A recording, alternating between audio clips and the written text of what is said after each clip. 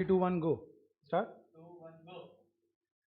नमस्कार, ये आकाशवाणी है और आप सुन रहे हैं आज के मुख्य समाचार। पिछले हफ्ते के समाचार में आपसे पूछा गया कि ये जो इमारत आप देख रहे हैं ये कौन सी इमारत है और कहाँ है और क्यों इस इमारत की तस्वीर आपको यहाँ पे दिखाई गई है ना? ऑलराइट गाइस, तो बहुत सारे आंसर्स मुझे मिले इसके। सबने पहचाना कि ये आरबीआई है, कोलकाता है। काली पीली टैक्सियों से सबको पता चल गया कि दिस इज कोलकाता। और फिर सवाल ये था कि भाई क्या कारण है, what is the reason for giving this photograph. तो I am very happy that we receive more than 50 answers and many of you were able to identify the answer. और आपने बताया कि सर पहले कभी किसी जमाने में आरबीआई जो है उसका ओरिजिनल हेड ऑफिस जो था वो कोलकाता में हुआ करता था। बच्चों समझ रहे हो बात को? 1935 की ये इमारत है जब कोलकाता में हेड ऑफिस हुआ करता था आरबीआई का। लेकिन वेरी सून 1937 में उसे मुंबई शिफ्ट कर दिया गया। 1937 में उसे मुंबई शिफ्ट कर दिया गया एंड फिर then onwards obviously it has been in Bombay. So congratulations, wonderful, बहुत बढ़िया आप लोगों ने इसका जवाब दिया। You made me so proud, fantastic, बहुत ही बढ़िया। Big shout out for all the people who were able to answer correctly. चलिए, तो आरबीआई के बारे में बात करते हैं कि आरबीआई बच्चों, contrary to what everybody would normally think, initially जब बनी थी वो एक प्राइवेटली ओन्ड बैंक थी। Privately owned.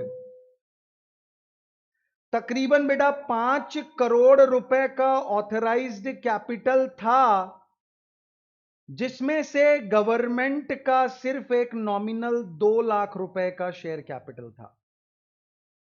बाकी सब कुछ प्राइवेटली ओन्ड था। तो आप समझ सकते हैं कि 2 लाख रुपए की नॉमिनल शेयर कैपिटल की ओनरशिप थी गवर्नमेंट की आरबीआई में। So it was in all sense it was a privately owned institution. But after independence when we realised that जो जिम्मेदारियां हमें एक एपेक्स बैंक को देनी है फाइनेंशियल सिस्टम को संभालने के लिए, उसके लिए बेहद जरूरी है कि वो नेशनलाइज्ड हो, तभी वो देश के हित में काम करेगी, राष्ट्रीय हित में काम करेगी। और इसलिए 1949 में प्राइवेटाइज कर दिया, सॉरी, नेशनलाइज कर दिया गया। 1949 में नेशनलाइज कर दिया गया। नेशनलाइज कर देने का मतलब क्या हुआ? प्राइवेट ओनरशिप हटा के बेटा उसकी ओनरशिप जो है वो कर दी गई गवर्नमेंट के हाथ में। ठीक है जी। Function of RBI as per its preamble. Preamble एक बड़ा ही प्यारा वर्ड है, आई एम श्योर आप लोगों ने इससे पहले सुना होगा। हाँ जी, क्या मतलब होता है बेटा प्रियम्बल? कहां सुना है हमने इससे पहले? सर प्रियम्बल हमने सुना है कॉन्स्टिट्यूशन के साथ। कॉन्स्टिट्यूशन यानी कि भारतीय संविधान, ठीक है ना? संविधान, भारतीय संविधान जो है, कॉन्स्टिट्यूशन ऑफ इंडिया जो है, वो जब शुरू होता है तो उससे पहले we the people, social democratic, blah blah blah blah blah blah blah, इस तरीके से एक प्रियम्बल ऐड करा गया है कॉन्स्टिट्यूशन से पहले, जो कि ये कहा जा सकता है कि कॉन्स्टिट्यूशन की आत्मा बताती है, कॉन्स्टिट्यूशन का सार, इसेंस क्या है, वो इस वन पेजर में कैप्चर करने का प्रयास किया गया है। राइट? तो उसी चीज को अपने कहते हैं बेटा प्रियम्बल। तो अब आपको ये प्रियम्बल वर्ड लॉ में कई जगह शायद देखने को मिले, तो आपको इसे समझ जाना है कि जब किसी इंस्ट्रूमेंट की या किसी डॉक्यूमेंट की शॉर्ट में उसका एसेंस कैप्चर करना, उसका सार कैप्चर करना, उसकी इंपॉर्टेंट जो एथॉज हैं, जो उसका इंपॉर्टेंट प्रिंसिपल्स हैं, उनको अगर शॉर्ट में बयान करना हो तो उस चीज को अपने कह देते हैं प्रियम्बल। ठीक है जी, बहुत बढ़िया जी, वंडरफुल। तो हमने देखा कि function of RBI as per its preamble में पहला, regulate issue of bank notes. ये तो आपको बताने की जरूरत नहीं है मेरे बच्चों कि बैंक नोट जो होता है वो सिर्फ और सिर्फ कौन इशू करता है? ऑब्वियसली सर, आरबीआई इशू करती है। बैंक नोट जो होते हैं, हमने देखा है सारे नोटों के ऊपर लिखा हुआ रहता है रिजर्व बैंक ऑफ इंडिया। क्या लिखा हुआ है? रिजर्व बैंक ऑफ इंडिया, है ना? ये रहा रिजर्व बैंक ऑफ इंडिया। अब मेरा आपसे एक सवाल है बेटा कि इसमें आपके पास में भी आपने एक नोट देखा होगा ऑफ कोर्स। इस नोट पे आप देखिए, यहां पे कुछ लिखा हुआ है इंग्लिश और हिंदी में, है ना? देख पा रहे हैं? मैं आपको पढ़ के सुनाता हूं क्या लिखा हुआ है। यहां पे लिखा होता है, मैं धारक को 500 रुपए अदा करने का वचन देता हूं। I promise to pay the bearer the sum of 500 rupees. यानी कि ये कागज का टुकड़ा जो है वो ये कह रहा है कि अगर ये कागज का टुकड़ा लेके कोई आरबीआई के पास जाएगा, क्योंकि नीचे साइन आरबीआई के गवर्नर का है बच्चों, नीचे साइन आरबीआई के गवर्नर का है। आरबीआई के गवर्नर ने ये वादा करा है, ये वचन दिया है कि अगर उसके पास में कोई ये कागज का टुकड़ा लेके जाएगा, अगर उसके पास में कोई ये कागज का टुकड़ा लेके जाएगा तो वो उसे 500 रुपए दे देगा। ये बात बोली गई है और इसकी गारंटी ले रही है सेंट्रल गवर्नमेंट। आप अगर देखेंगे नोट में यहां पे लिखा हुआ है केंद्रीय सरकार द्वारा प्रत्याभूत, अर्थात guaranteed by the central government. यानी कि इंडिया की सेंट्रल गवर्नमेंट जो है वो ये कह रही है कि भाई हम गारंटी ले रहे हैं। आरबीआई का गवर्नर जो कह रहा है वो बात सच्ची है। आरबीआई का गवर्नर कह रहा है कि जो भी ये कागज का टुकड़ा उसके पास लेके जाएगा तो वो उसको 500 रुपए पे कर देगा। आरबीआई का गवर्नर उसको 500 रुपए दे देगा। तो अब सवाल ये है कि अगर आरबीआई का गवर्नर 500 रुपए देगा तो ये क्या है? आप अगर ये लेके आरबीआई के गवर्नर के पास जाओगे और उसको बोलोगे कि भैया ये पकड़ो, मुझे तुम्हारे कागज के टुकड़े में कोई दिलचस्पी नहीं है, मुझे 500 रुपए दो, तो वो आपको 500 रुपए कहां से देगा? क्या देगा वो आपको? I so wish this lecture would have been a live lecture और मुझे आप लोगों के जवाब मिल पाते तो और मजा आता, बड़ा इंटरेस्टिंग रहता। बट प्रिटेंड करता हूं कि आप लोग जवाब दे रहे हैं कि सर वापस यही दे देगा, यही तो 500 रुपए होते हैं, और क्या देगा वो आपको, इसके अलावा और क्या दे सकता है? तो सवाल ये है कि अगर ये 500 रुपए हैं तो फिर वो ऐसा क्यों लिख रहा है कि मैं तुम्हें 500 रुपए देने का वचन अदा करता हूं? तो फिर दूसरा किसी का जवाब हो सकता है कि सर वो आपको 500 रुपए का सामान दे देगा, आप दुकान वाले के पास जाओगे, ये वाला नोट उसको दोगे तो वो आपको 500 रुपए का सामान दे देगा। तो वो तो आपके और दुकान वाले के बीच में हुआ, तो फिर उसमें आरबीआई का गवर्नर कहां से आ गया?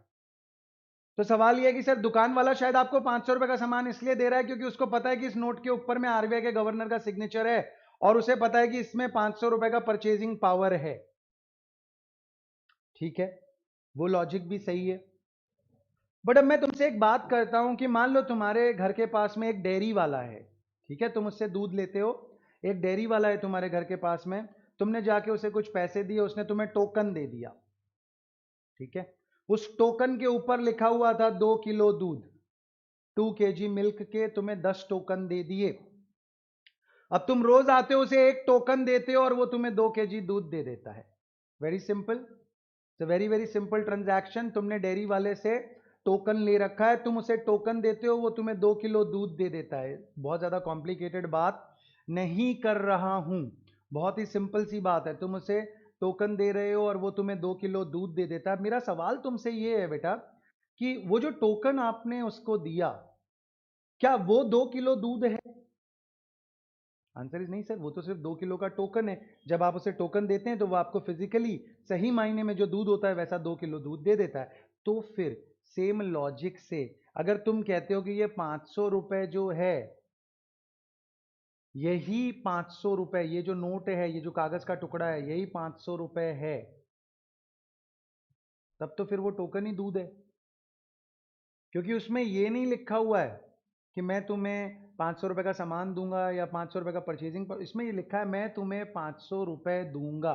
तो तुम जब आरबीआई के गवर्नर के पास जाओ, तुम्हें कल को अगर वो मिल जाए कहीं पे कमाटी बाग में घूमता हुआ, तुम उसके पास जाते हो और कहते हो कि भैया ये कागज का टुकड़ा अपना रखो, मेरे किसी काम का नहीं है, फाड़ के फेंक दूंगा मैं ये, मुझे चुपचाप 500 रुपए का पेमेंट करो। तुमने इसमें लिखा है तुम मुझे 500 रुपए दोगे, तो लाओ मेरे 500 रुपए।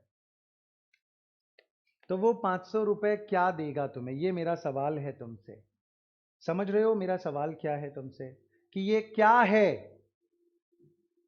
अगर ये 500 रुपए है तो इस पे ऐसा क्यों लिखा हुआ है कि मैं तुम्हें 500 रुपए देने का वचन अदा करता हूं, राइट। और अगर ये 500 रुपए नहीं है तो फिर 500 रुपए क्या होगा। तो सवाल अच्छे से सुन लें, ये आपका होमवर्क है, ये आपका काम है, करंट अफेयर्स का क्विज क्वेश्चन है। आपको कमेंट सेक्शन में मुझे बताना है कि आप आरबीआई के गवर्नर के पास जाके उसे एक कागज़ का टुकड़ा देंगे तो वो आपको 500 रुपए कैसे पे करेगा। ठीक है जी, चलिए आगे चलते हैं, पढ़ते हैं। अगली क्लास में बताऊंगा मैं आपको इसका answer. Regulate issue of bank notes, securing monetary stability. Securing monetary stability का मतलब क्या हुआ, एक बहुत ही ज़रूरी बात है, इसे हमें समझना चाहिए बेटा। ये स्टेबिलिटी वर्ड इकोनॉमिक्स में भी आपको कई जगह पे आता है, इक्विलिब्रियम, स्टेबिलिटी। स्टेबिलिटी का मतलब क्या होता है, एक ऐसी पोजीशन है, बैलेंस्ड पोजीशन है, वहाँ पे ना कुछ कम है ना कुछ ज़्यादा है। तो हमें स्टेबिलिटी, इंपोर्ट और एक्सपोर्ट के बीच में स्टेबिलिटी होनी चाहिए, इनकम और एक्सपेंडिचर के बीच में स्टेबिलिटी होनी चाहिए। यहाँ पे स्टेबिलिटी का मतलब क्या है, एक तरफ होता है बेटा इन्फ्लेशन और एक तरफ होती है ग्रोथ। अब ऑब्वियसली हर गवर्नमेंट, हर रेजीम, हर सरकार ये चाहती है कि ग्रोथ रेट बढ़े, ताकि वो छाती पीट के कह सके कि देखो हमने विकास करा है और हमने ग्रोथ रेट को बढ़ा दिया है। बट प्रॉब्लम क्या होती है कि ग्रोथ को करने के लिए आपको मनी सप्लाई बढ़ाना पड़ता है, ज़्यादा पैसे छापने पड़ते हैं। जितने ज़्यादा पैसे आप छापते हैं उतना लोगों के पास में मनी सप्लाई बढ़ता है, मनी सप्लाई बढ़ता है तो परचेजिंग पावर बढ़ता है, परचेजिंग पावर बढ़ता है तो डिमांड बढ़ती है, बहुत ज़्यादा डिमांड बढ़ती है और सप्लाई अगर उसे मैच नहीं कर पाती है तो उसके साथ साथ इन्फ्लेशन बढ़ जाता है, तेज़ी, महंगाई या फिर मुद्रास्फीति। ठीक है ना, इन्फ्लेशन बढ़ जाता है। ये इन्फ्लेशन ना बढ़े वही स्टेबिलिटी है। ये इन्फ्लेशन ना बढ़े, मनी की जो वैल्यू है वो स्टेबल रहे। जैसे कि बच्चों आपने सुना होगा कई बार, आपके ग्रैंड पेरेंट्स के मुंह से ऐसी बातें निकलती है कि हमारे ज़माने में तो 2 रुपए किलो घी मिल जाता था, ये कैसी महंगाई है। तो बस ये वही बात है, 2 रुपए किलो घी क्यों मिल जाता था, क्योंकि सर तब इन्फ्लेशन कम था। धीरे धीरे, यानी कि किसी ज़माने में 2 रुपए की भी कीमत बहुत ज़्यादा थी। किसी ज़माने में बेटा 2 रुपए की कीमत भी बहुत ज़्यादा थी, लेकिन आज 2 रुपए की कीमत बहुत कम हो गई है। ठीक है, आने वाले समय में आज तुम्हारे लिए शायद तुम्हारे पॉकेट में अगर 500 रुपये होता है तो ठीक है, इसका एक स्टैंडर्ड वैल्यू है, तुम इस 500 रुपये में खा सकते हो, मूवी भी देख सकते हो, पेट्रोल भी भरवा सकते हो और घर आ सकते हो। ठीक है, लेकिन क्या लगता है अपने को बेटा, आज से 20 साल बाद, 30 साल बाद, क्या इस 500 रुपये से वो सब कुछ करना संभव हो पाएगा? Answer is no sir. Inflation बढ़ेगा तो शायद वही काम को करने के लिए फिर हमें 2,000 रुपये की या 3,000 रुपये की ज़रूरत पड़ने लग जाए। That is inflation. तो ये इन्फ्लेशन को रोके रखना, मनी की वैल्यू को स्टेबल रखना, यानी कि ये जो 500 की जो वैल्यू है, 500 रुपये का जो परचेजिंग पावर है, एक बास्केट ऑफ गुड्स जो आप 500 रुपये में खरीद सकते हैं आज, भविष्य में भी आप उसे खरीद पाएं, that is stability, that is monetary stability. Operate the currency and credit system. Operate the currency, currency का मतलब तो ऑब्वियसली आप समझ ही रहे हैं कि सारे के सारे बैंक नोट्स वो लोग छापते हैं, तो करेंसी को वो लोग मैनेज कर रहे हैं। क्रेडिट सिस्टम का मतलब क्या हो गया बेटा, क्रेडिट सिस्टम का मतलब हुआ लोन देने की प्रक्रिया, लोन देने की प्रक्रिया, उसे हम लोग क्रेडिट कहते हैं। अब क्योंकि आरबीआई जो है वो एपेक्स बैंक इंस्टीट्यूशन है, आरबीआई जो है वो एपेक्स इंस्टीट्यूशन है, तो बाकी जितनी भी कमर्शियल बैंक्स हैं, शेड्यूल्ड बैंक्स हैं, उनका जो लोन देने का काम है उसको कंट्रोल करता है आरबीआई। आरबीआई ये तय करता है कि कब लोन कम दिया जाए, कब लोन ज्यादा दिया जाए, कब लोन लेना आसान हो जाए, कब लोन लेना मुश्किल हो जाए। ये सारी चीजें आरबीआई तय करता है। आप लोगों ने अभी देखा होगा कोविड के बाद से जब मंदी का माहौल बहुत ज्यादा गर्माया, रिसेशन की बातें आने लगी, तो देखिए बैंक इंटरेस्ट रेट्स बहुत कम हो गई हैं। क्यों? क्योंकि आरबीआई ने अपना रेपो कम कर दिया, रिवर्स रेपो कम कर दिया, सीआरआर कम कर दिया, एसएलआर कम कर दिया। जब आरबीआई अपने इस तरह के रेशियोज को कम करता है तो ऑटोमेटिकली बैंकों के लिए ज़्यादा पैसे कम इंटरेस्ट पे लोन देना आसान हो जाता है और इस वजह से मनी सप्लाई को बढ़ाया जाता है। मनी सप्लाई बढ़ाने के पीछे यहाँ पे प्रयास है कि डिमांड को जिंदा रखा जा सके। ठीक है बच्चों, चलो जी। तो ये अपना करेंसी और क्रेडिट सिस्टम हो गया। क्रेडिट सिस्टम का मतलब आपको सिर्फ यही समझना है, क्रेडिट कंट्रोल। क्या समझना है? Credit control. क्रेडिट कंट्रोल का मतलब क्या हो गया? सर क्रेडिट कंट्रोल का मतलब हो गया कि ना हद से ज़्यादा लोन दे सके बैंकें और ना ही बिल्कुल कम लोन दें बैंकें। जैसा इकोनॉमी है, इकोनॉमी की ज़रूरत के अनुसार लोन मिलें। ठीक है जी। उसके बाद में price stability along with growth. मैंने आपको अभी बताया बेटा कि एक तरफ आपको ये ध्यान रखना है कि प्राइसेस स्टेबल रहें, यानी कि इन्फ्लेशन ना हो, और दूसरी तरफ आपको ग्रोथ भी चाहिए, दूसरी तरफ आपको ग्रोथ भी चाहिए। ये कैसी बात हो गई? ये ऐसी, ये दोनों एक्चुअली देखा जाए तो कॉन्ट्राडिक्टरी हैं। कॉन्ट्राडिक्टरी का मतलब समझते हैं, एक दूसरे को कॉन्ट्राडिक्ट करना। कॉन्ट्राडिक्ट करने का मतलब क्या होता है बेटा?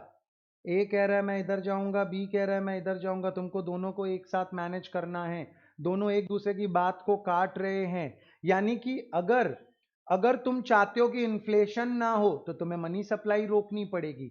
मनी सप्लाई को ज्यादा रोक दोगे तो ग्रोथ बर्बाद हो जाएगी। मनी सप्लाई को ज्यादा रोक दोगे तो ग्रोथ बर्बाद हो जाएगी। तुम अगर ग्रोथ बढ़ाने के लिए मनी सप्लाई को बढ़ा दोगे तो इन्फ्लेशन बर्बाद कर देगा देश को। यानी कि आपको क्या करना पड़ता है? आपको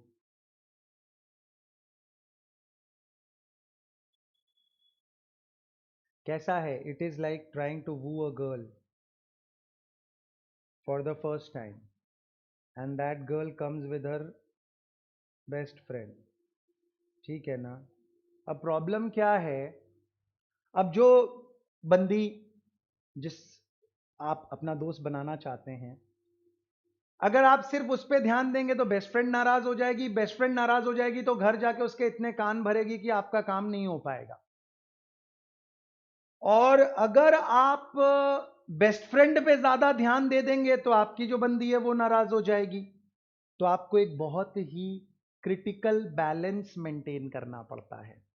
मैं तो देखो ज़्यादा अनुभवी नहीं हूँ, आप में से बहुत सारे लोग आई एम श्योर इस चीज़ को अनुभव कर चुके होंगे और वो फर्स्ट हैंड अपने एक्सपीरियंसेस से बता सकेंगे कि कैसे उन्होंने मैनेज करा और एक कैसा क्रिटिकल बैलेंस मैनेज करा कि ना तो इसे लगा कि इस पे कम ध्यान दिया गया, ना उसे लगा कि उस पे कम ध्यान दिया गया, ना इसे लगा कि इसे कम प्यार से देखा गया, ना उसे लगा कि उसे ज़्यादा प्यार से देखा गया, है ना?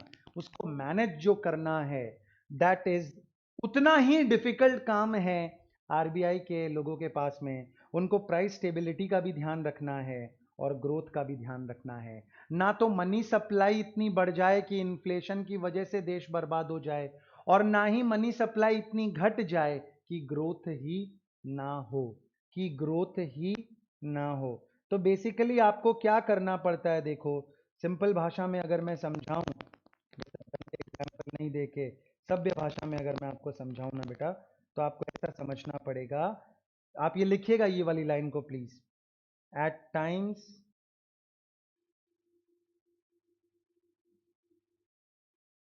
We have to tolerate inflation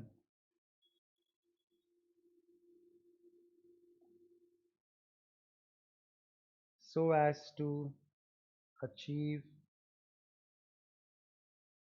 growth। कभी कभी हमें इन्फ्लेशन, थोड़ा बहुत इन्फ्लेशन टॉलरेट करना पड़ता है ताकि हमें ग्रोथ मिल सके। और कभी क्या होता है,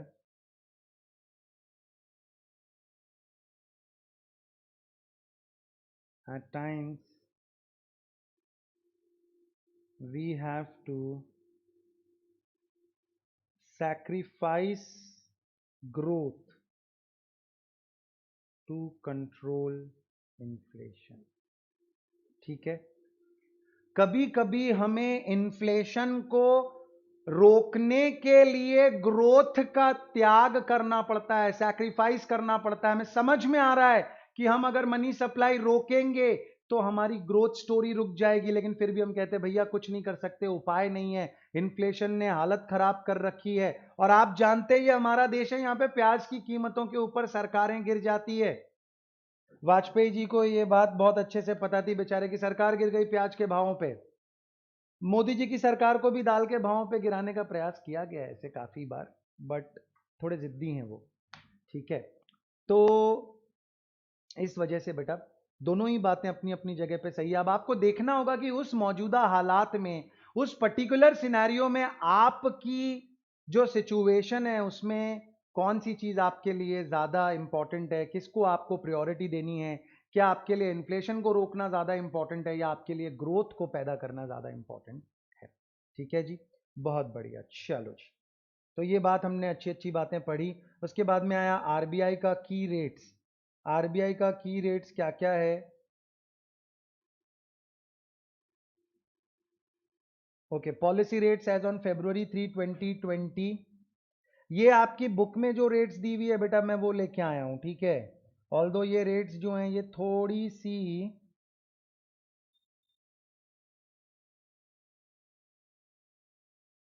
आउटडेटेड हैं, थोड़ी सी, बट बुक में दी हुई है तो इसलिए मैं सोचा कि इसे आपके सामने रखा जाए। तो पहली चीज़ है रेपो रेट। ठीक है, जिन लोगों को नहीं पता है कि रेपो रेट क्या होता है, रेपो रेट क्या होता है और रिवर्स रेपो रेट क्या होता है, आइडियली आप लोगों को ये बात पता होनी चाहिए क्योंकि आप लोगों ने बेटा इसे 11-12 में पढ़ा है, स्कूल के दिनों में आपने रेपो रेट को पढ़ा है। बट अगर फिर भी आप लोगों को कोई प्रॉब्लम है तो प्लीज़ मुझे व्हाट्सएप ड्रॉप कीजिएगा। ठीक है, मेरा व्हाट्सएप नंबर है 76218562258। ठीक है जी, 76218562258। Drop me a message on WhatsApp. अगर I receive more than 30 messages तो मैं अलग से एक वीडियो बनाऊंगा on repo rate and reverse repo rate specifically, और आपको अच्छे से वो बात भी समझा दूंगा। ठीक है जी, बात समझ में आई। फिलहाल जिनको याद है रेपो रेट क्या होता है या जिनको ऐसा है कि यहाँ पढ़ा हुआ है सर हल्का सा याद दिला दीजिए, तो मैं आपको बता देता हूँ कि repo rate basically short form है for the name repurchase rate. ठीक है, इसमें बेसिकली मोटी भाषा में देखा जाए तो ऐसा ही है कि आरबीआई जो है वो आपसे कुछ सिक्योरिटीज खरीद के आपको पैसे दे देता है। ठीक है, बेसिकली उसने आपको देना लोन ही है, उसने आपको देना लोन ही है, लेकिन उसका रूपरेखा ऐसा रखा है as if it is buying दो सिक्योरिटीज फ्रॉम यू। तो आज अगर मैं तुमसे कोई सिक्योरिटीज, कुछ शेयर्स, कुछ बॉन्ड्स खरीदूंगा तो मुझे तुम्हें पैसे देने होंगे कि नहीं देने होंगे। तो ठीक है जी, 2000 करोड़ रुपए की सिक्योरिटीज थी, आरबीआई ने आपसे खरीद ली, आरबीआई ने आपको 2000 करोड़ रुपए दे के वो सिक्योरिटीज आपसे ले ली। अब ऐसा अग्रीमेंट लिखा हुआ है, रीपरचेज का अग्रीमेंट है, आपने कहा है कि जी मैं 3 महीने बाद आऊँगा और मैं आपसे आके उसे 2300 करोड़ में खरीद के ले जाऊँगा, या फॉर दैट मैटर 2100 करोड़ रुपए में मैं आपको उससे खरीद के ले जाऊँगा। तो बेसिकली आपने 2000 करोड़ का लोन लिया, 2100 करोड़ रुपए चुका दिए, यानी कि ब्याज के साथ आपने उस लोन को चुका दिया। लेकिन इस पूरी चीज़ को एक स्ट्रक्चर देने के लिए, इस पूरी चीज़ को एक टेंजिबिलिटी देने के लिए सिक्योरिटीज़ को बीच में इन्वॉल्व करा गया। ठीक है, इससे ज़्यादा अगर आप डिटेल में अच्छे से समझना चाहते हैं तो प्लीज़ मुझे व्हाट्सएप पे लिखिएगा। Repo rate, reverse repo rate, कुछ और लिखने की ज़रूरत नहीं है, ना नाम बताने की ज़रूरत है ना कोई बात, सिर्फ लिखिएगा repo rate, reverse repo rate. I will make sure कि मैं आपको वीडियो बना के उस व्हाट्सएप पे जवाब दे दूँ, but I need at least 30 messages. Police policy repo rate आ गया, रिवर्स रेपो रेट, तो रेपो रेट 5.15% है, रिवर्स रेपो रेट 4.90% है, marginal standing facility rate 5.40, bank rate 5.40%। Bank rate मतलब बहुत सिंपल है, बैंक रेट का मतलब है जिस रेट पे आरबीआई दूसरी बैंकों को लोन देता है। Reserve rates on February 3, 2020। Cash reserve ratio जिसको CRR कहते हैं ये है 4% का, और दूसरा है SLR यानी कि स्टैट्यूटरी लिक्विडिटी रेशियो उसे 18.25% का है। हल्का फुल्का अगर मैं ये आपको याद दिलाऊं, देखिए दो तरह के रिजर्व्स होते हैं। एक बैंक है, मान लीजिए उसके पास में 1,000 करोड़ रुपए हैं, पब्लिक का डिपॉजिट उसके पास में पड़ा है, ठीक है जी। अब आप नहीं चाहते कि, आपको पता है कि बैंक के पास जो पैसा होता है, बैंक क्या प्रयास करती है, बैंक प्रयास करती है कि उस पैसे को लोन पे दे सके। क्यों? क्योंकि बैंक को अपने कस्टमर को 4% 5% का इंटरेस्ट देना है, तो बैंक उस पैसे को आइडियल नहीं रखना चाहेगी। बैंक वुड वांट कि वो उस पैसे को लोन पे दे सके किसी को 10% 12% के हिसाब से, ताकि बैंक को फायदा हो, राइट। तो बैंक ऐसा लोन देना चाहेगी, लेकिन आरबीआई नहीं चाहती कि बैंक पूरा का पूरा पैसा लोन पे दे दे। आरबीआई चाहती है कि कुछ पैसा उसका रिजर्व में पड़ा रहे, ताकि कल को अगर ज़्यादा कस्टमर्स एक साथ अपना पैसा विड्रॉ करना चाहें, किसी की ज़रूरत के अनुसार ज़्यादा पैसे विड्रॉ करने हो, तो प्रॉब्लम ना आए। तो दो तरह के रिजर्व्स होते हैं, एक होता है CRR जिसको प्यार से हम बोलते हैं कैश रिजर्व रेशियो। ये वाला रेशियो जो है ये बैंकों को, तो अपन ने अभी देखा ये कितना परसेंट था, 4% था, यस और नो? हाँ जी सर, 4% था। तो 4% पे मतलब कि 1,000 करोड़ रुपए का 4% यानी 40 करोड़ रुपया बैंकों को क्या करना पड़ेगा, 40 करोड़ रुपीस बैंकों को अपना आरबीआई के पास रखना पड़ेगा। ये पैसा आरबीआई के पास ही जमा रहेगा, ये पैसा आरबीआई के पास ही जमा रहेगा। कमर्शियल बैंक के पास इस पैसे को टच करने का, इसको छीनने का अधिकार नहीं है, तो इसको लोन पे देने का तो सवाल ही पैदा नहीं होता। उसके बाद SLR है जिसका मतलब होता है स्टैट्यूटरी लिक्विडिटी रेशियो। तो आपने देखा कि स्टैट्यूटरी लिक्विडिटी रेशियो जो है आपका 18% दिखाया था, 18.25% दिखाया है। तो SLR का मतलब क्या हो गया कि अगर 1,000 करोड़ है तो उसमें से 18.25 18.25 करूँगा तो 182.5, ये इतना रुपया कहाँ जमा करना पड़ेगा, ये आरबीआई के पास जमा करने की ज़रूरत नहीं है, ये पैसा बैंक अपने पास में ही रखेगा, लेकिन बैंक को ये पैसा लिक्विड फॉर्म में रखना पड़ेगा। बैंक को ये पैसा क्या करना पड़ेगा बेटा, लिक्विड फॉर्म में रखना पड़ेगा। अब सवाल है कि सर लिक्विड फॉर्म का मतलब क्या हुआ? लिक्विड फॉर्म का मतलब होता है कैश एंड कैश इक्विवेलेंट, यानी कि बैंक इस पैसे को ना तो किसी को लोन दे सकता है, ना स्टॉक मार्केट में इन्वेस्ट कर सकता है, etcetera etcetera. Bank max to max इस पैसे को अपने पास कैश में रख सकता है, या गिल्ट एज सिक्योरिटीज जो होती हैं, गवर्नमेंट बॉन्ड्स जो होते हैं, उसमें इस पैसे को पार्क करके रख सकता है, ताकि इसको क्विकली कैश में कन्वर्ट करवाया जा सके। तब आप देखिए कि कहीं ना कहीं बैंक ने 182.5 इसको लोन पे नहीं दे सकती, अपने पास रखना पड़ेगा एज इट इज। 40 करोड़ रुपया जो आरबीआई के पास जमा दे दिया उसको भी लोन पे नहीं दे सकती, एज इट इज अपने पास में रखना, आरबीआई के पास में रखना पड़ेगा। तो लगभग 222.5 करोड़ जो हैं उसको तो आरबीआई बैंक जो है वो लोन पे दे ही नहीं पा रही है। बाकी जो उसके पास में बचा है सिर्फ उसी पैसे को वो लोन पे दे सकती है। ऐसा करने से बैंक ने क्या किया, एक रिजर्व क्रिएट करवा दिया आरबीआई ने, ठीक है। अब मैं आपको प्रेजेंट की रेट्स बताता हूँ बेटा, प्रेजेंट की रेट्स जो हैं ये चेंज हो चुकी हैं। सीआरआर अभी 3% कर दिया, यानी कि आप अपने पास में ही रखो, आरबीआई को सिर्फ 3% देने की जरूरत है। इसकी रीजन आप लोग ऑब्वियसली समझ सकते हैं बच्चों, जो मौजूदा हालात रहे पीछे कोविड की वजह से, तो कैश क्रंच चल रहा है, लिक्विडिटी की प्रॉब्लम है, तो आरबीआई आपके ऊपर यानी कि कमर्शियल बैंक के ऊपर दबाव नहीं डालना चाहते हैं। इट वुड वांट कि आप इजीली अपने कैश ऑपरेशंस मैनेज कर सकें। ये लेटेस्ट है बेटा, 5 जुलाई 2020 का ये है, probably that's the day when I was making this PPT, है ना।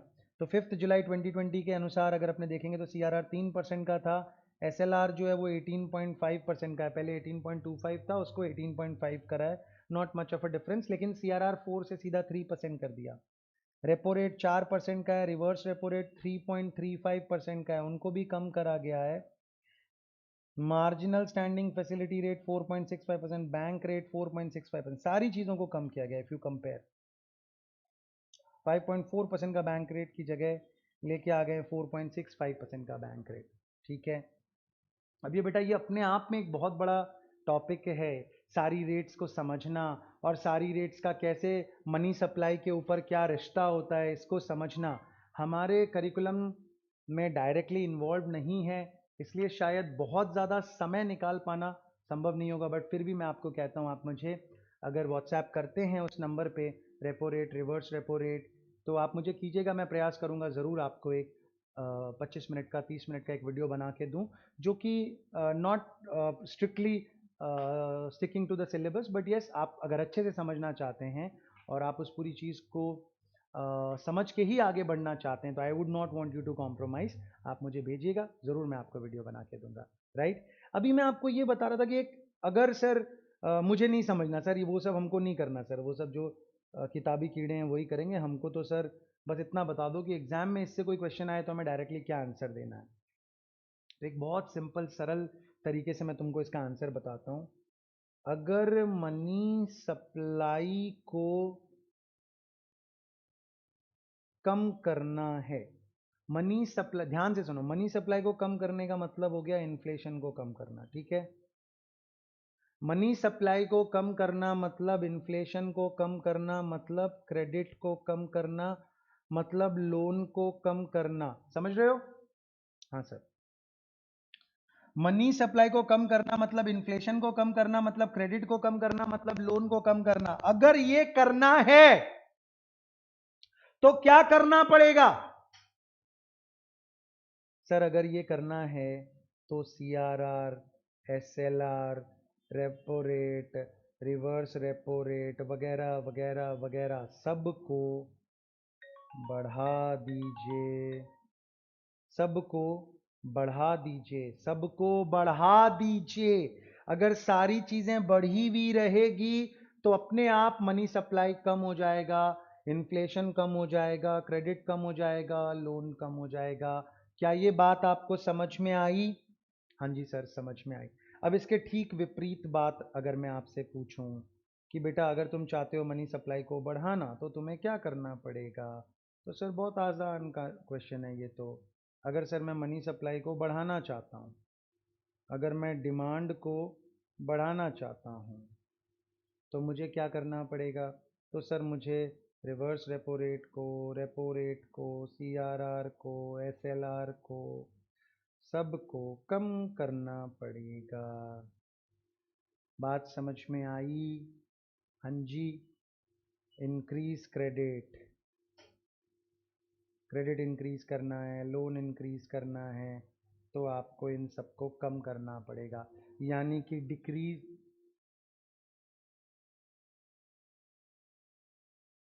Reduce rates to increase money supply and increase rates to reduce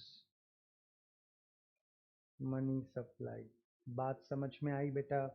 हाँ जी सर, समझ में आया। रेट्स को बढ़ाओगे तो मनी सप्लाई कम हो जाएगा, रेट्स को घटाओगे तो मनी सप्लाई बढ़ जाएगा।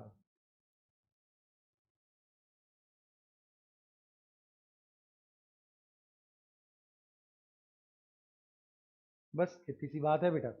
चलो बहुत बढ़िया। नेक्स्ट क्या है सर? नेक्स्ट हम लोग बात करने वाले हैं सेबी के बारे में। वाह वाह वाह वाह वाह, एग्जीक्यूटिव में बहुत ज़्यादा डिटेल में हमें इसे पढ़ना होगा। ठीक है, securities exchange board of India, क्या नाम है जी sir? Securities exchange board of India. अरे लगे हाँ तो कमेंट सेक्शन में आरबीआई के गवर्नर का नाम लिख दो जल्दी, 1 2 3 क्विकली। कमेंट सेक्शन में आरबीआई के गवर्नर का नाम लिख दो। 37.21 में मैंने क्वेश्चन पूछा है, फटाफट देखें कितनी जल्दी जवाब आते हैं। आरबीआई के करंट गवर्नर का नाम लिख दो कमेंट सेक्शन में। चलो अच्छी बात, ओके। अब अपने कहाँ पहुंच गए सर? अब हम लोग पहुंच गए securities exchange board of India पे, सेबी के ऊपर आ गए। सेबी के बारे में बात करते हैं जरा। तो सेबी जो है बेटा, इसे कहा जाता है वॉच डॉग। निगरानी रखने के लिए जो कुत्ता रखा जाता है उसे कहते हैं वॉच डॉग। तो सेबी जो है वो वॉच डॉग है। अब ऐसा नहीं गली गली में चिल्लाते ना कुत्ता है कुत्ता। हाँ, वॉच डॉग का मतलब क्या हो गया जी? यानी कि सर ये भी एक एपेक्स इंस्टीट्यूशन है। अब सर ये बार बार आप ये वर्ड एपेक्स एपेक्स हम लोग के ऊपर चिपकाते जा रहे हैं, क्या मतलब हुआ एपेक्स का? एपेक्स का मतलब हुआ टॉप, उस पर्टिकुलर फील्ड का सबसे टॉप का इंस्टीट्यूट, सबसे बड़ा इंस्टीट्यूट जो बाकी सबको गवर्न कर रहा है। तो सेबी एक्सचेंज, सेबी जो है वो एपेक्स इंस्टीट्यूशन कौन सी फील्ड का है सर? स्टॉक एक्सचेंजेस का। सारे जो स्टॉक एक्सचेंजेस हैं उनको मैनेज कौन करता है सर? सारे स्टॉक एक्सचेंजेस को मैनेज करता है SEBI, securities exchange board of India. Securities exchange board of India, इसे प्यार से हम कहते हैं सेबी। ठीक है। वॉचडॉग का मतलब क्या हुआ? कि रेगुलेटर है, वहाँ का नियम कानून, वहाँ का सारा जो गवर्नेंस है वो सेबी के हाथों में आता है और सेबी ही उसको कंट्रोल करता है, मैनेज करता है। बात आपको आई होप समझ में आई मेरे प्यारे बच्चों? हाँ जी सर, समझ में आई। अभी फिलहाल देखो, सेबी कई बार आपने देखा होगा इस तरीके से न्यूज़ में आता रहता है बेटा। प्राइस सैट मतलब सिक्योरिटीज एपेलेट ट्राइब्यूनल होता है, वो बड़ी चीज़ है, रहने दो, बाद में समझो। अभी सिर्फ इतना देखो, how apex courts ruling will impact SEBI in the long run. Okay, apex court का मतलब क्या हो गया? एपेक्स कोर्ट, एपेक्स मतलब मैंने आपको बताया सबसे ऊपर सबसे बड़ा, जो बाकी सबको मैनेज करता है। तो इंडिया में सबको मैनेज करने वाला कोर्ट कौन सा कोर्ट होगा? Obviously supreme court of India. बहुत बढ़िया। यहाँ क्या लिखा है? SEBI titans norms on default disclosure. SEBI titans norms on default disclosure. SEBI titans मतलब कि उसने जो नियम कानून थे उनको और ज्यादा स्ट्रिक्ट बना दिया। उनके जो नियम कानून थे उन्होंने उसको और ज्यादा स्ट्रिक्ट बना दिया, मजबूत बना दिया। अच्छा जी, तस्वीर को देखो, कौन है ये? अजय त्यागी जी हैं। कौन है अजय त्यागी जी? सर चेयरमैन है सर। कैसी बात कर रहे हैं सर आप? इतना भी नहीं पता आपको? सॉरी जी। अब देख लो भैया, आपके साथ रह रह के मैं भी देखो सीख गया हूँ चीज़ें। तो सर चेयरमैन का नाम है अजय त्यागी जी। अजय त्यागी जी आपको बताते हैं मेरे बच्चों, वो चेयरमैन है सेबी के। अच्छा जी, डब्ल्यू टी एम का यहाँ पे मतलब क्या हो गया? डब्ल्यू टी एम मतलब हो गया होल टाइम मेंबर्स हैं बेटा। ये होल टाइम मेंबर्स में कौन कौन है? जी महालिंगम, बचपन के दिनों में जिन्होंने बलू का शो देखा है, टेल स्पिन, उन्हें ये नाम थोड़ा सुना सुना लगेगा, madam Mahalingam. Madhabi Puri Buch, S K Mohanty और अनंता बरुआ, ये सारे जो नाम हैं ये लोग हैं W T M. W T M, ठीक है ना जी? G Mahalingam, Madhabi Puri Buch, S K Mohanty, तो तीन तो म ही हैं। मोहंती है, महालिंगम है और माधव है, और एक अनंता बरुआ है। और ये हमारा अजय त्यागी जी है, उनका फोटो देख लो जी, देखो कितना प्यारा है Ajay Tyagi ji, securities exchange board of India. SEBI moves to ease corporate insolvency resolution process. Regulator का बोला है, regulator amends take over code, delisting regulations to ensure time bound resolution वगैरह वगैरह। मतलब दुनिया भर के, मैंने आपको ये बेसिकली एग्जांपल क्यों दिया है कि आपको ये पता चले कि रोज न्यूज़पेपर, अगर मतलब एक ऐसी चीज़ है जिसे आप लोग देखते ही नहीं है, सख्त नफरत है आपको उससे, कचरा उठाने के लिए और कोई सामान गिर जाता है, लिक्विड गिर जाता है, तो उसको पहुंचने के लिए आप लोग न्यूज़पेपर का इस्तेमाल करते हो। उसके अलावा तो शायद ही करा होगा कभी। अगर कर भी लिया कभी तो सर हमने इस्तेमाल किया सर बॉम्बे टाइम्स पढ़ने में। क्या बात कर रहे हैं सर? बॉम्बे टाइम्स हम लोग रेगुलरली पढ़ते हैं, देखते हैं दिशा पाटनी क्या कह रही है ना? अच्छी बात है, वो भी बढ़िया बात है। बट थोड़ा थोड़ा न्यूज़पेपर पढ़ो बेटा। न्यूज़पेपर पढ़ोगे तो रोज लगभग तुम्हें डेली न्यूज़पेपर में सभी का नाम तो दिख ही जाएगा। ये DHFL, दीवान हाउसिंग फाइनेंस लिमिटेड, जिसने लोगों का काट दिया। यस बैंक, इसने भी लगभग काट ही दिया था, फिर बीच में गवर्नमेंट ने इंटरवीन करके इसको जैसे तैसे बचाया, 6 लोगों के द्वारा इसको अक्वायर करवा के। अदरवाइज राणा कपूर साहब, जिन्होंने यस बैंक को बनाया था, राणा कपूर, उन्होंने तो अच्छा खासा, समझ लो, ठीक है ना।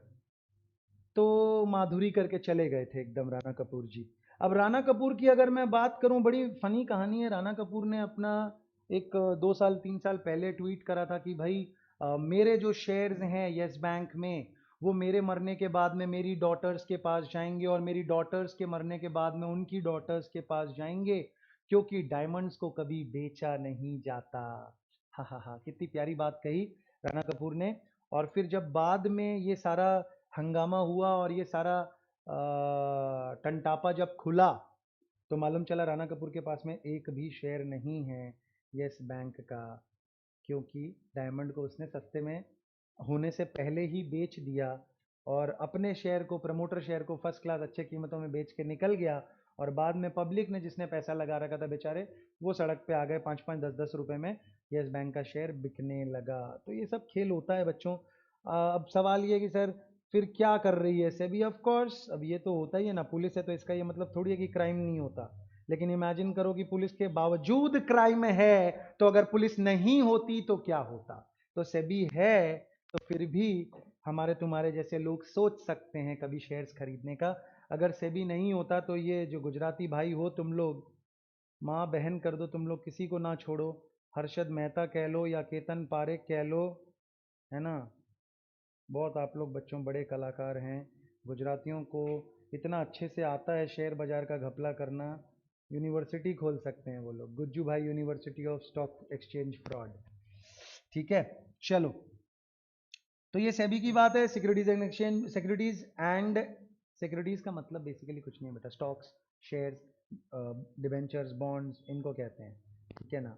एक्सचेंज बोर्ड ऑफ इंडिया, ठीक है। SEBI was established by government of India in 1988। आपको जान के आश्चर्य होगा कि बॉम्बे स्टॉक एक्सचेंज जो है लगभग 150 साल पुराना है, बहुत पहले का है। लेकिन सेबी जो है 1988 में आया, तो उससे पहले गुजरातियों ने खेल खेल दिया। It was made statutory body, ठीक है ना, इसको स्टैट्यूटरी बॉडी बनाया गया 1992 में। उसके बाद में main office of SEBI is located in Mumbai obviously. It has 4 other regional offices, Kolkata, Delhi, Chennai and Ahmedabad. Kolkata, Delhi, Chennai and Ahmedabad. सुन के जरा मजा आ रहा है कि नहीं आपको? अहमदाबाद में ऑफिस है भैया, बता रहा हूँ तुम्हें, गुजरातियों ने शेयर बाजार को पूरा ले रखा है। जब बाकी लोग भगत सिंह बन रहे थे, खुदीराम बोस बन रहे थे, आज़ादी की लड़ाई के बारे में सोच रहे थे, पहली सिपॉय म्यूटिनी 1857 रिवोल्ट के बारे में सोच रहे थे, गुजराती आदमी ये सोच रहा था कि यार बॉम्बे में जाके बॉम्बे स्टॉक एक्सचेंज बनाया जाए तो कैसा रहेगा। और उन्होंने करा, और बॉम्बे स्टॉक एक्सचेंज बना डाला गुजराती शेयर ब्रोकर्स ने। तो कमाल के लोग हैं, बहुत ही कमाल के लोग हैं। चलिए, स्कोर्स लिखा हुआ है, स्कोर्स का मतलब बताया, SEBI complaints redressal system. SEBI complaints redressal system. Complaint मतलब आप जानते हैं, रिड्रेस करने का मतलब उसको आंसर करना, उसका सोल्यूशन करना। Scores is an online platform designed to help investors to lodge their complaints pertaining to securities market, यानी कि शेयर बाजार से related complain, online with SEBI. SEBI के पास आप ऑनलाइन कंप्लेन लिखा सकते हैं अगेंस्ट लिस्टेड कंपनीज। अब ऑब्वियसली लिस्टेड कंपनीज मतलब वो कंपनीज जो कि स्टॉक एक्सचेंज पे जिनके शेयर्स खरीदे बेचे जा सकते हैं। अब जो कंपनी स्टॉक एक्सचेंज पे लिस्टेड ही नहीं है, उसका स्टॉक एक्सचेंज से कोई लेना देना नहीं है। अब अगर उसका स्टॉक एक्सचेंज से कोई लेना देना नहीं है, तो ऑब्वियसली सेबी भी उसके काम में दखल अंदाजी नहीं करेगा। And SEBI registered intermediaries, SEBI registered intermediaries यानी कि जो शेयर ब्रोकर्स हैं, जो ये आनंद राठी है, मोतीलाल ओसवाल है, मारफतिया है, मारवाड़ी है, ये सारे जो स्टॉक ब्रोकर्स हैं, डब्बा डब्बा कहते हैं इनको, डिपॉजिटरी पार्टिसिपेंट्स, डीपीज कहते हैं इनको। तो ये सारे सेबी के पास रजिस्टर्ड है। तो इनके खिलाफ भी अगर आपके पास कोई कंप्लेन है, तो आप स्कोर्स के ऑनलाइन प्लेटफॉर्म पे जाके कंप्लेन कर सकते हैं। SC has set up a 4 month deadline for SEBI, यानी कि supreme court has set up a 4 month deadline for SEBI to probe. Probe करने का मतलब हुआ कि उसके बारे में जांच पड़ताल करना, इन्वेस्टिगेट करना, है ना, पूछो, सॉल्व करो। Complaint receive with respect to wrongful disclosures by promoters of Bharat Nidhi, पीएनबीफी, पीएनबीएफ, कैसी बातें कर रहा हूँ मैं भी, हैं। ये मतलब क्या, एक रीसेंट न्यूज़पेपर का आइटम है कि 3 कंपनीज हैं। एक का नाम है भारत निधि, एक का नाम है पीएनबीएफ और एक का नाम है कमैक। ये 3 कंपनीज जो हैं विनीत जैन और समीर जैन के द्वारा ओन करी जाती है। ये नाम बता सकते हैं कौन है? विनीत जैन एंड समीर जैन। चलिए लिख के मुझे बताइए कमेंट सेक्शन में कौन है विनीत जैन एंड समीर जैन। 47.57 पे पूछा है भैया, गूगल मत कीजिए, प्रयास कीजिए अपने आप बताने का। ठीक है, क्लू दे देता हूँ आपको, हिंट दे देता हूँ, BCCL। ठीक है, ये आपके लिए क्लू है। और एक और क्लू दे देता हूँ, वो क्लू देने से लेकिन फिर तो आंसर ही पूरा आ जाएगा।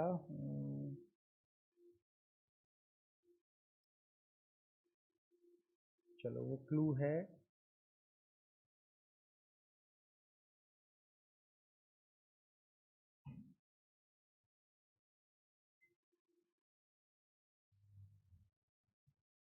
चलो ये अच्छा क्लू है, ये क्लू है, आपको बता दिया। आपको बताना है समीर जैन विनीत जैन कौन है। चलो आगे बढ़ता हूँ। SEBI on pledging of shares.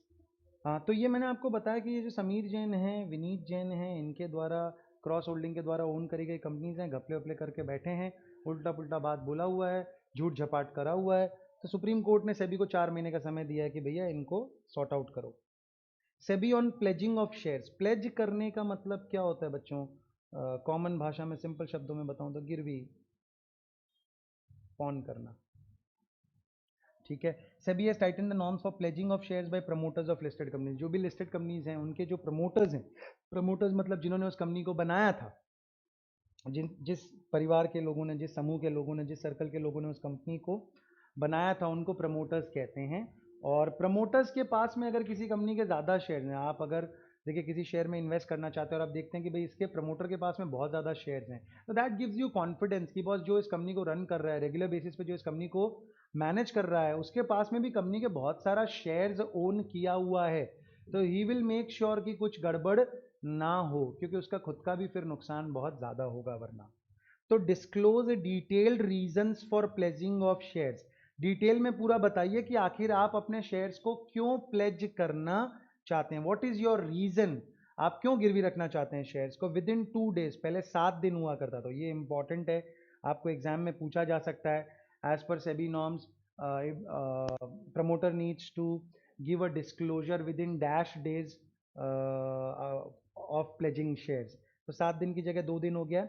If the total amount of the shares pledged by the promoter crosses 50% of the total stake held by the promoter or more than 20% of the concerned company's share capital। क्या मतलब हुआ जी इसका? देखो, मान लो 100 share है, ठीक है, company के पास में टोटल, एक्स लिमिटेड है, एक्स लिमिटेड के टोटल 100 शेयर हैं, इसमें से प्रमोटर के पास 30 शेयर हैं, लेट अस अज्यूम। प्रमोटर के पास में 30 शेयर हैं, लेट अस अज्यूम। तो उसको कब ये सब करना पड़ेगा? तो उसमें बोला है कि 50% of shares held bye promoter, यानी कि 30 है, तो अगर उसने 15 से ज़्यादा शेयर्स प्लेज करने चाहे, टोटल कंपनी के शेयर्स को भूल जाओ, फिर हम सिर्फ इसके ऊपर फोकस कर रहे हैं कि जी ये 30 है, 30 का अगर वो 50% से ज़्यादा शेयर्स को प्लेज करना चाहता है, 15 से ज़्यादा शेयर्स को प्लेज करना चाहता है, तो वो प्रोविजन ऑटोमेटिकली अट्रैक्ट हो जाएगा। दूसरा क्या बोला है? दूसरा बोला है कि बेटा अगर 100 शेयर्स हैं, इसका टोटल निकालो, 100 का 20% यानी कि 20 शेयर्स अगर 20% को एक्सीड कर जाए, फिर वो भले ही ये वाले प्रोविजन को अट्रैक्ट ना करे, तो भी आपको वो करना पड़ेगा। मैं आपको एक एग्जांपल देता हूँ। चलो ये 50% वाला आपको समझ में आया? थोड़ा सा कंफ्यूजिंग हो गया है, देखो मैं आपको वापस बताता हूँ। पहला क्या बोला है? पहला पॉइंट समझ लो, pledge by the promoter crosses 50% of the total shares held by the promoter, बात खत्म। तो इसका तो एग्जाम्पल हमने देख लिया कि 100 शेयर थे, प्रमोटर के पास में 30 था, प्रमोटर अगर 15 से ज़्यादा शेयर को प्लेज करना चाहता है तो उसको ये बात माननी पड़ेगी। What is the second option? Second option मान लीजिए कि कंपनी के शेयर्स हैं, 500 शेयर्स हैं कंपनी के, कितने शेयर्स हैं सर? 500 शेयर्स है। 500 में से प्रमोटर के पास में कितने हैं सर? प्रमोटर के पास में शेयर्स हैं 250। 250 शेयर्स हैं प्रमोटर के पास में। ओके जी। अच्छा जी, वो प्लेज कितने करना चाहता है सर? वो प्लेज करना चाहता है 120 शेयर्स को। ओके जी, ये भी समझ में आया। प्रमोटर के पास में 500 शेयर्स हैं, सॉरी प्रमोटर के पास में 250 शेयर्स हैं और वो प्लेज करना चाहता है 120 शेयर्स को। तो अब मैं 250 का 50% निकालता हूँ, कितना आता है सर? 125 आता है। क्या 125 से ज़्यादा प्लेज करना चाहता है? Answer is no. यानी कि सर ये 50% वाला क्राइटेरिया तो अट्रैक्ट नहीं हुआ, लेकिन साथ साथ सर ये भी लिखा हुआ था greater than 20% of total shares. तो टोटल शेयर्स कितने हैं सर? टोटल शेयर्स 500 है। 500 का 20% कितना आएगा सर? 100 आएगा। 100 एक्सीड हुआ कि नहीं हुआ? यस सर, 100 एक्सीड हो गया है। तो क्योंकि 100 एक्सीड हो गया है तो वो क्राइटेरिया एप्लीकेबल हो जाएगा और इसको डिस्क्लोजर देना पड़ेगा 2 दिन के अंदर अंदर। बात समझ में आई? चलो अब ये इलस्ट्रेशन आप खुद सॉल्व करो।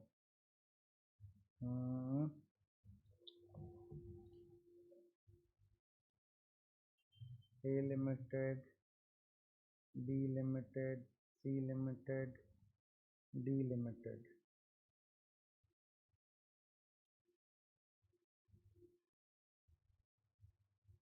Total share 1250, 2000, 3500, 7000। ठीक है। प्रमोटर के पास में कितने शेयर्स हैं? प्रमोटर के पास यहाँ पे है बेटा 400, यहाँ पे है 900, यहाँ पे है 1800 और यहाँ पे है 4000। ठीक है, कोई दिक्कत नहीं जी सर? कोई दिक्कत नहीं। प्लेज कितने करवाना चाहता है वो? सर वो प्लेज यहाँ पे करवाना चाहता है 200, यहाँ पे प्लेज करवाना चाहता है एक सेकंड सॉरी,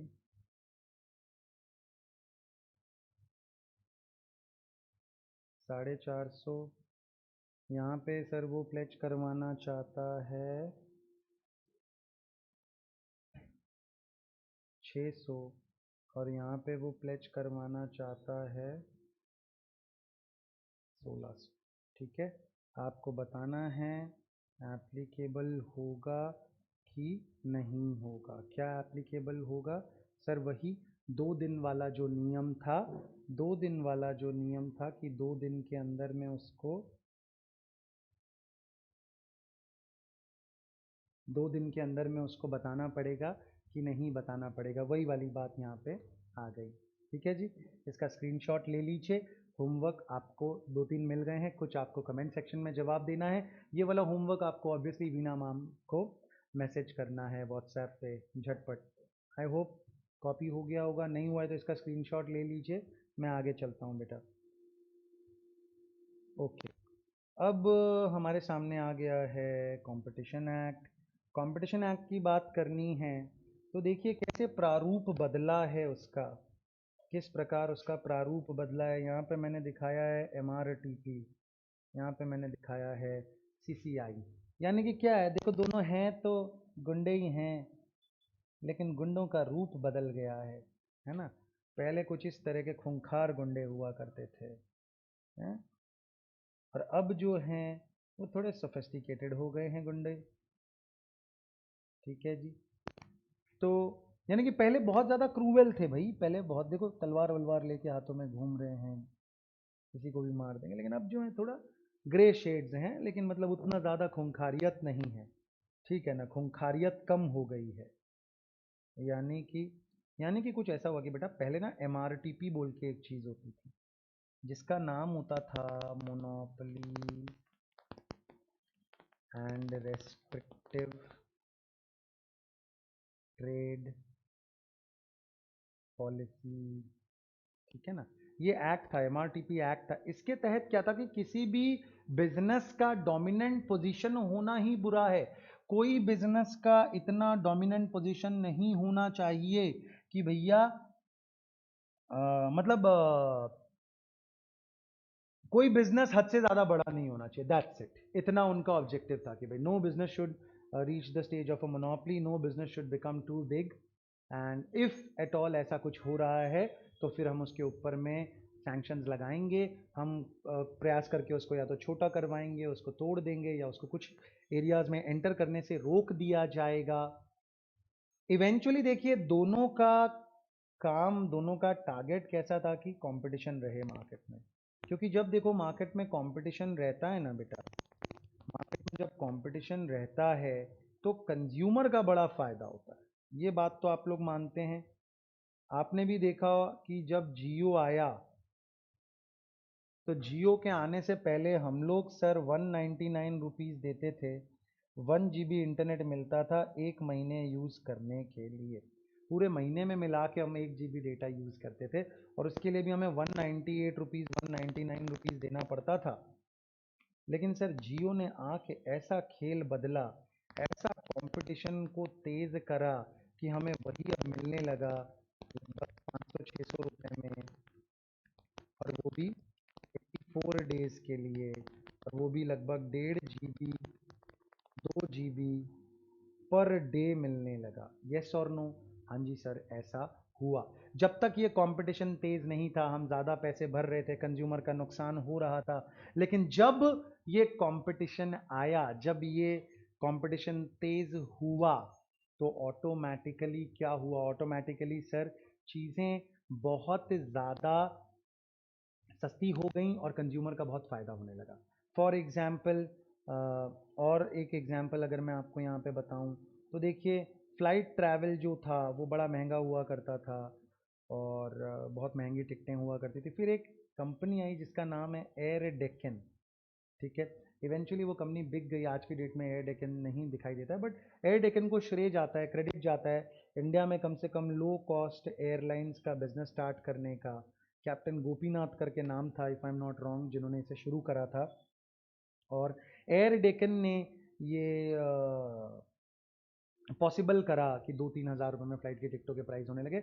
आज की डेट में ऑब्वियसली वो काम जो है इंडिगो है या स्पाइस जेट है, और अब तो काफ़ी कॉम्पिटिटिव हो गया, there is IndiGo, there SpiceJet, there GoAir, जिन सब ने ही प्राइसेस काफ़ी कम करके रखे हुए हैं।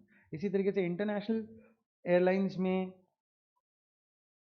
फ़्लाइट के प्राइसेस बहुत ज़्यादा जो थे, टाटा का एक एयरलाइन आया, क्या नाम है उसका, एयर एशिया, और टाटा ने मर्जर करके उसको चालू करा, और उसके बाद से काफ़ी इंटरनेशनल फ़्लाइट की जो प्राइसेस हैं उसमें भी फ़र्क पड़ा है। तो कंपटीशन जब बढ़ता है तो ऑब्वियसली बेटा सर्वाइव करने के लिए सबको प्राइसेस अपने कम करने पड़ते हैं, और इवेंचुअली इसमें सबसे ज़्यादा फ़ायदा किसका होता है?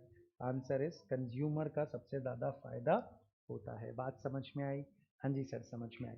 तो आप लोग भी प्रयास करके मुझे बताएं, कोई ऐसा एग्जाम्पल आप शेयर करें, कमेंट सेक्शन में लिख के मुझे बताएं कि सर ऐसा ऐसा है, और ये ब्रांड जब आई तो इसने कंपटीशन को इतना बढ़ा दिया कि इसकी वजह से जिस चीज़ का प्राइस पहले बहुत ज़्यादा हुआ करता था इवेंचुअली बहुत कम हो गया। तो जैसे आपने कॉल रेट्स वगैरह में देखा, पहले भी रिलायंस ने ये काम किया था बेटा। पहले 12 रुपये 14 रुपये जब एक एक कॉल का लगा करता था, तब उस समय धीरू भाई अंबानी जिंदा थे और उन्होंने रिलायंस ने लॉन्च करा था, और वहाँ पे उन्होंने क्या करा था कि फ्री कॉलिंग वगैरह चालू करी थी, फ्री इनकमिंग शुरू करा था, फ्री 500 रुपये में मोबाइल देने लग गए थे, और वहाँ पे फिर कॉल रेट्स को सस्ता करा।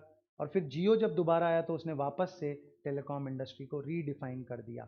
तो आप भी इस तरह के कोई एग्जांपल्स मुझे बताएं जो इस बात को साबित करते हों कि कंपटीशन के बढ़ने से कैसे कंज्यूमर को बहुत ज़्यादा बेनिफिट होता है, और कैसे प्राइसेस जो होते हैं वो बहुत ज़्यादा कम हो जाते हैं।